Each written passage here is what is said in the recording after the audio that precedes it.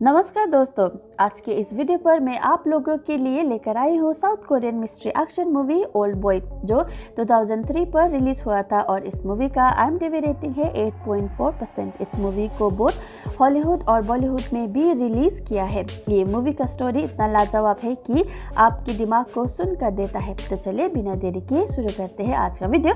पर उससे पहले अगर आप लोग मेरे चैनल पर नए हैं तो चैनल को कर दो सब्सक्राइब। मूवी के स्टार्टिंग में हम लोग देखते हैं कि एक आदमी दूसरे आदमी को एक नेकटाई पर बिल्डिंग के रूफटॉप पर होल्ड करके रखा हुआ होता है। नेक को पकड़कर रखने वाला का नाम ओ दाइसू होता है और वो लटके हुए आदमी को अपना कहानी सुनाने लगते हैं। मूवी दिखाता है कि 1988 के दशक पर जहां दाइसू पुलिस स्टेशन पर दिखाई देते हैं। दाइसू दारू पीकर टुन होता है और फिर पुलिस स्टेशन में ही वो पेशाब करने का कोशिश करता है।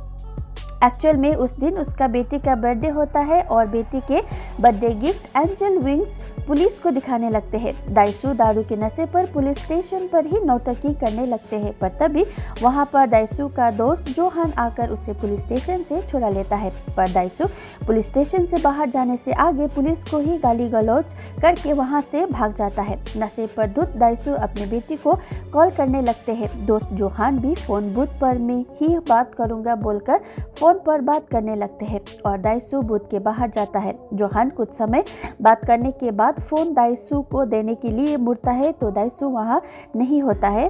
बेटी के लिए लिया हुआ गिफ्ट भी जमीन पर ही पड़ा होता है। अब मूवी पर अचानक दाइसू एक जेल जैसे रूम पर होते हैं, मानो उसको किडनैप करके रखा हो। वहां पर 2 महीने से बंद होता है और खाना भी उसको जेल की तरह एक डोर के नीचे छोटे गैप से सप्लाई होता था। दाइसू को कुछ भी आइडिया नहीं होता है कि आखिर क्यों और कौन उसका किडनैप किया होता है। उसका वो रूम अबंडंट होटल के रूम जैसा होता है। अगर कोई अंदर आना हो या अगर दाइसू सुसाइड का ट्राई करता है तो वो रूम पर बेहोशी का गैस रिलीज हो जाता था। जब दाइसू गैस से बेहोश होता है तभी वहाँ पर उसका रूम का साफ सफाई होता था और इवन दाइसू का हेयर कटिंग शेविंग कर दिया जाता था। दाइसू अब बाहर दुनिया से पूरा कट ऑफ हो चुका था और उसको बाहरी दुनिया का जानकारी सिर्फ रूम में लगे टीवी के थ्रू ही पता चलता था।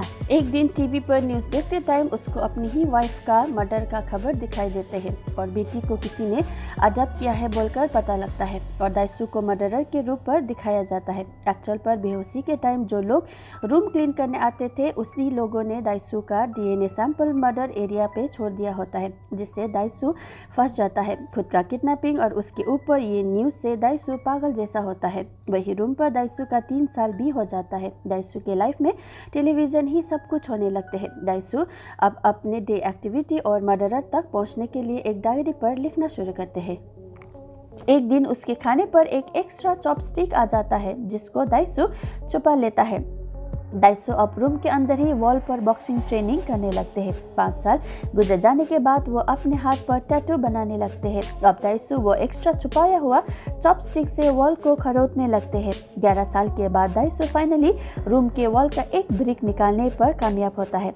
टेलीविज़न के थ्रू ही वो अपने आप को अपडेट रखते हुए रूम में ही फिजिकल ट्रेनिंग भी करते हैं। 14 साल के बाद पहली बार वो अपने हाथ बाहर दुनिया पर वो ब्रिक होल के थ्रू निकालने पर सफल होता है। अब दाइसू को वहां से निकलने के लिए कॉन्फिडेंट आ जाता है और बाहर जाकर क्या करना है ये सोचने लगते हैं। तभी उसके रूम पर गैस रिलीज हो जाता है, पर गैस का असर कम होने के कारण वो होश पर आने लगते हैं। तभी वो एक महिला को देखते हैं जो उसको हिप्नोटाइज कर देता है।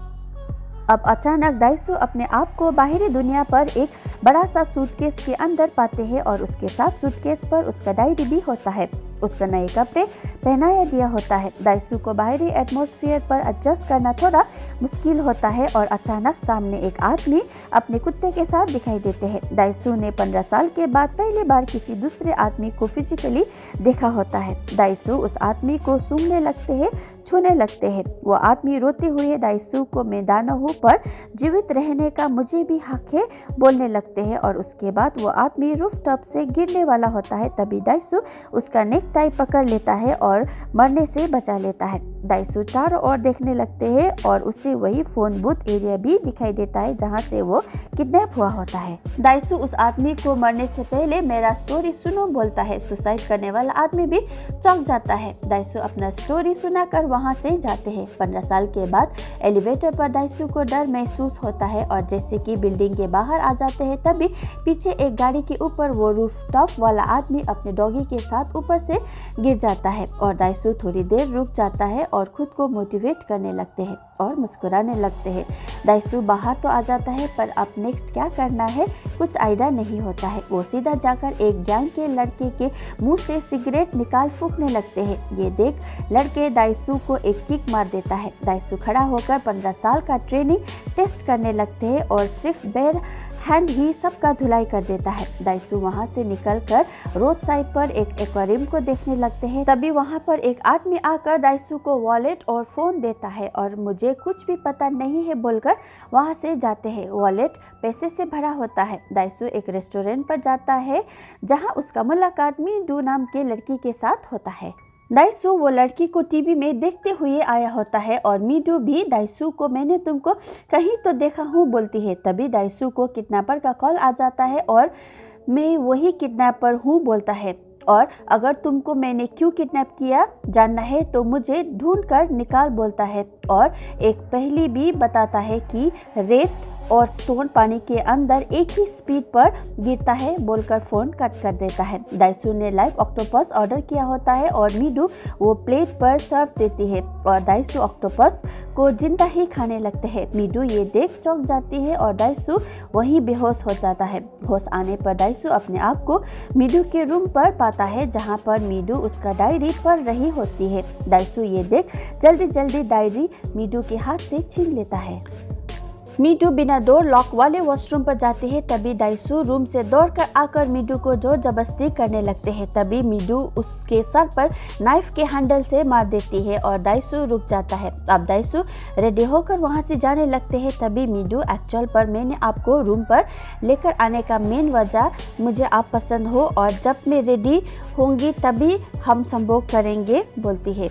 तब तक संकेत का वेट करना बोलती है। संकेत होता है मीडू का गाना। मीडू भी दाइसू को हेल्प करने के लिए पूछताछ करने लगती है और इसी सिलसिले पर मीडू को पता लगता है कि दाइसू का बेटी को स्वीडिश कपल ने गोद लिया होता है। मीडू दाइसू को उसके बेटी का एड्रेस और वाइफ का कब्र का इंफॉर्मेशन देती है। मीडू दाइसू को बेटी के साथ बात करना है पूछती है और रिस्पॉन्स पर दाइसू वो राक्षस को मारने के बाद बोलता है। दाइसू जब वो रूम में होती है तब उसे खाना पर मोमो सर्व करता था तो उस मोमो बनाने वाले रेस्टोरेंट का पता लगाने के लिए वो डिफरेंट रेस्टोरेंट पर मोमो खाने लगते हैं। मीडू अपने रूम पर किसी के साथ चैट कर रही होती है। चैट करते हुए मीडू के स्क्रीन पर दाइसू देख लेता है और वो आदमी पूछता है जेल कैसे लग रहा है लिखकर और चैट बंद कर देता है। मीडू को आइडिया नहीं होता है कि वो चैट वाला एक्चुअल पर है कौन। दाइसू अब मीडू के ऊपर भी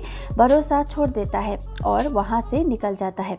15 साल तक खाया हुआ मोमो का स्वाद फाइनली दाइसू को मैजिक ब्लू ड्रैगन पर मिल जाता है और फिर वो डिलीवरी बॉय के पीछे करता है और फाइनली वो खुद को कैद किया हुआ बिल्डिंग तक पहुंच जाता है। जेल के गार्ड को हैमर दिखाता है और मिस्टर पार्क जो जेल के मैनेजर है उसके रूम पर घुस जाता है और उसको टेप से बांध देता है और बाद में पता लगता है कि पैसे के लिए वो आदमी किडनैप करके वहाँ कैदी की तरह रखा है।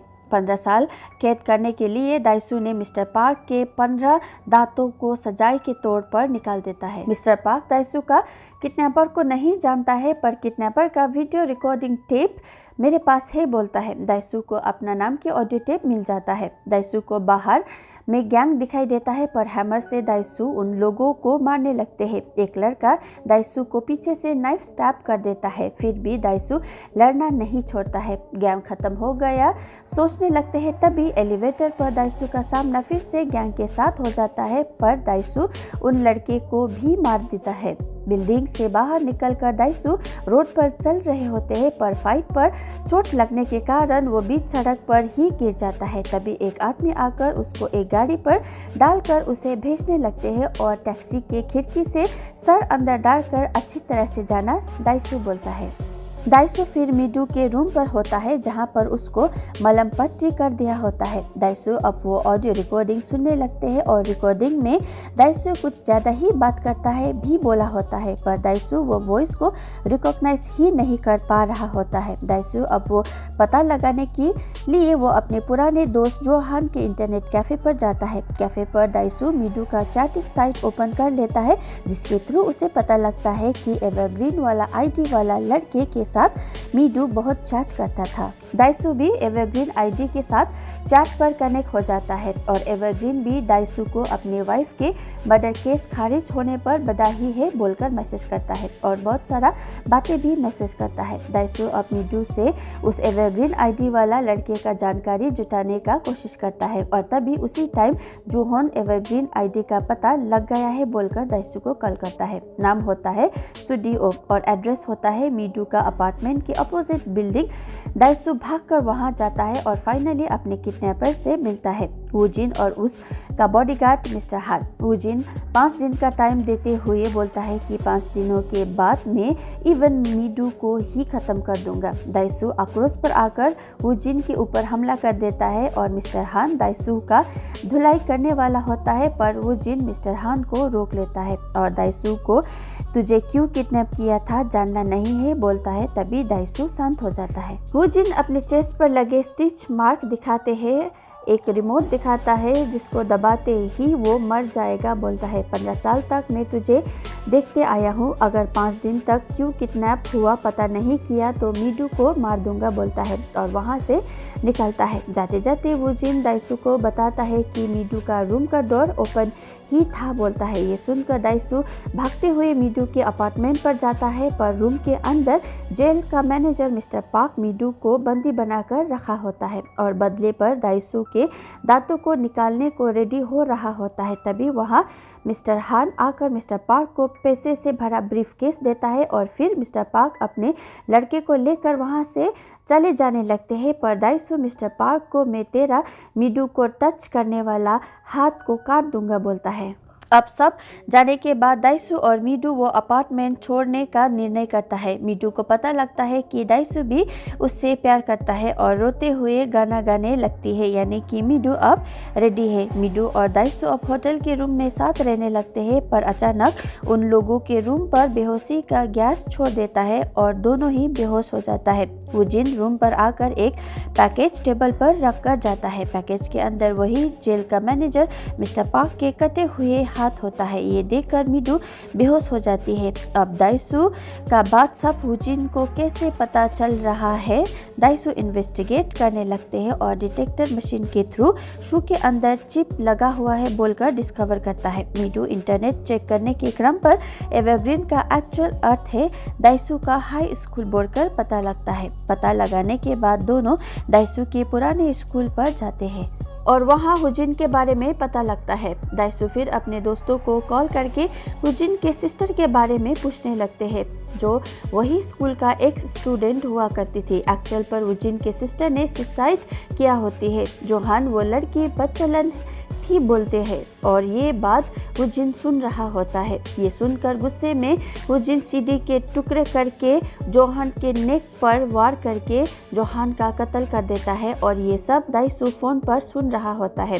वूजिन मेरे सिस्टर बदचलन नहीं थी बोलकर फोन पर चिल्लाने लगते हैं और वहाँ से निकलते हैं। नेक्स्ट डे 2 जुलाई दाइसू और मीडू मिस्टर पार्क को मिलने जाते हैं। मिस्टर पार्क मीडू को वूजिन से बचाने के लिए उसके प्राइवेट जेल पर रखने को रेडी हो जाता है। दाइसू फिर मिस्टर पार्क को बताता है कि अगर मैं 5 तारीख तक नहीं आया तो मीडू को रिलीज कर देना। तभी मिस्टर पार्क बताते हैं कि दाइसू को पहले भी 3 बार अनजान आदमी आकर तुम्हारे खाने पर ड्रग मिलाया था बोलकर इन्फॉर्मेशन देता है। दाइसू अपने एक स्कूल के दूसरे स्टूडेंट से मिलता है और वूजिन और उसके सिस्टर के बारे में पूछताछ करते हैं। स्कूल टाइम पर वूजिन का सिस्टर किसी के कारण प्रेग्नेंट हुई थी बोलती है और वो फिर दूसरे दोस्तों को कॉल करके सुहा के बारे में पूछता है और कट करके वो प्रेग्नेंट वाला बात जो हान ने स्प्रेड किया था बोलती है। और फिर मूवी में दिखाता है दाइसू का फ्लैशबैक। दाइसू अपने स्कूल छोड़कर सियोल जाने वाले होते हैं, तभी उसको एक लड़के दौड़ते हुए दिखाई देते हैं और उसके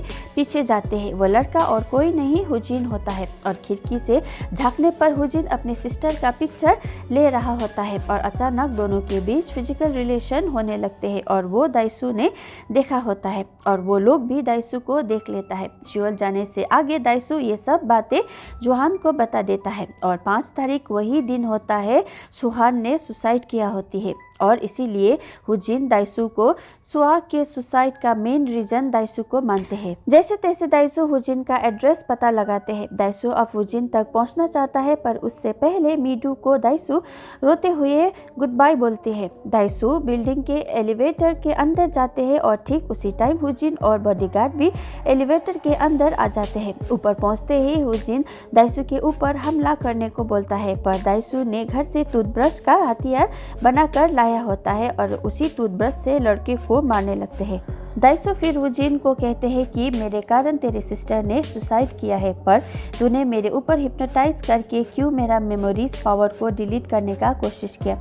हुजिन हंसते हुए बोलता है कि एक्चुअल पर मैंने नहीं बल्कि तू खुद भूलना चाहता था। तेरे कारण मेरी सिस्टर प्रेग्नेंट है बोलकर चारों तरफ रूमर्स फैल गया है। तेरे ये गंदे जीव के कारण मेरी सिस्टर ने ना चाहते हुए भी मारने लगी थी। दाइसू ने हुजिन को फोटो दिखाते हुए इसी कारण तूने उसका हत्या किया पूछता है और तेरे सिस्टर का ये डैम में लिया गया सेम डेट का पिक्चर कहाँ से मिला पूछता है। तभी हुजिन दूसरा सीक्रेट रिवील करते हुए तुझे और मीडू को हिप्नोटाइज करके तुम दोनों को प्रेम के जाल पर फंसा दिया। हुजिन अपने सब प्लान के बारे में रिवील करने लगते हैं और 15 साल के बाद ही क्यों तुझे मैंने जेल से रिलीज किया कुछ आइडिया है बोलकर सवाल करता है और एक पैकेज दिखाता है। पैकेज के अंदर दाइसू का फैमिली एल्बम होता है। दाइसू फैमिली पिक्चर देखने लगता है तभी पता चलता है कि मीडू एक्चुअल पर दाइसू का ही बेटी होती है। जब दाइसू किडनैपिंग हुआ होता है तब मीडू सिर्फ 3 साल की होती है और जब तक 18 साल ना हो दाइसू के 15 साल तक किडनैप करने के रखा होता है। एक्चुअल पर हुजिन बाप बेटी को हिप्नोटाइज करके शारीरिक संभोग करवा देता है और शायद यही हुजिन का 15 साल तक बदला लेने का प्लानिंग होगा। गुस्से में आकर दाइसू मिस्टर हान के साथ लड़ने लगते हैं पर मिस्टर हान दाइसू का पिटाई कर देता है पर दाइसू फाइट प्रोसीजर से मिस्टर हान का कान काट देता है और गुस्से में मिस्टर हान दाइसू को नेक लॉक कर देता है। हुजिन मिस्टर हान को बुलाने लगते हैं पर मिस्टर हान इग्नोर करता है और हुजिन मिस्टर हान को गोली मार देता है। फिर हुजिन कहता है कि मिस्टर पार्क मेरा दुश्मन नहीं है बल्कि उसके नए बिल्डिंग के लिए मुझसे पैसा लिया है बोलता है। उधर मीडू को भी एक पैकेज मिलता है। दाइसू फ़ोन पर मीडू को वो पैकेज पार्सल प्लीज मत खोलना बोलने लगते हैं। फोन कट होने के बाद दाइसू जमीन पर गिरकर हुजिन से प्लीज वो एल्बम मीडू को मत दिखाना बोलकर गिड़गिड़ाने लगते हैं। अगर मीडू को पता लग गया तो तेरे बॉडी के टुकड़े टुकड़े कर दूंगा बोलता है। फिर हुजिन को माफी का भीख मांगने लगते हैं। मैं तेरे लिए कुत्ता भी बन सकता हूँ बोलकर भौंकने लगते हैं और हुजिन का शू भी लीक करने लगते हैं। हुजिन को ये देखकर हंसी आ रहा होता है। दाइसू अब मैं ज़्यादा बात नहीं करूँगा बोलकर अपनी जीभ भी काट देता है और फ़ोन हुजिन को देकर प्लीज़ कॉल करके पार्सल मीडू को खोलने मत दो बोलता है। हुजिन फ़ोन करके पार्सल हटाने को बोलता है और फिर हुजिन दाइसू के साथ एक ही गोली से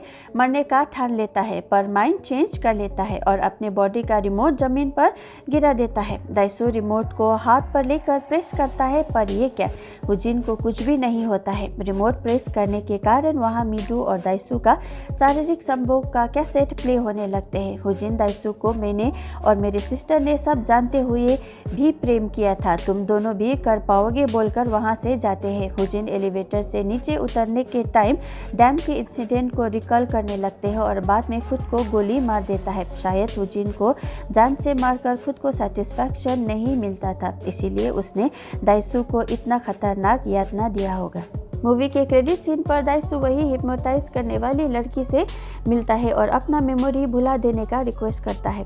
वो बात नहीं कर सकता था इसीलिए लिख कर दिया होता है। पहले वो रेडी नहीं होती है पर बाद में दाइसू ने लिखा हुआ लाइन में दानव से तो कम ही फिर भी मुझे जीने का हक है। ये लाइन पढ़कर रेडी हो जाता है और हिप्नोटाइज करने लगती है। दाइसू को हुजिन के पेंट हाउस पर दिखाता है जिसको सब पता होता है और दूसरा दाइसू को कुछ पता नहीं होता है और बताने लगते हैं मेरे दानवी रूप से निकला हर कदम पर मैं 1 साल बूढ़ा होते जाऊंगा और 17 साल पर मर जाऊंगा। और वो लेडी दाइसू को ऑल द बेस्ट बोलकर गायब हो जाती है। दाइसू खुद को स्नो से ढका जमीन पर पाता है और तभी मीडू भी वहां पर आ जाती है और वहां पर 2 चेयर देखकर किसके साथ था पूछती है और फिर दाइसू को गले मिलकर आई लव यू बोलती है। दाइसू के चेहरे पर बड़ी सी मुस्कान आता है और इंस्टेंटली दुख पर परिवर्तन हुए दिखाई देते हैं और यहीं पर मूवी का एंडिंग होता है। होप आप लोगों को आज का वीडियो पसंद आया हो। अगर वीडियो पसंद आया हो तो प्लीज़ चैनल को सब्सक्राइब कर दीजिए और ज़्यादा से ज़्यादा लाइक और शेयर करना भी ना भूलें। आज के लिए इतना ही, मिलती हूँ अगले नेक्स्ट वीडियो पे। Till then take care, bye bye, sayonara.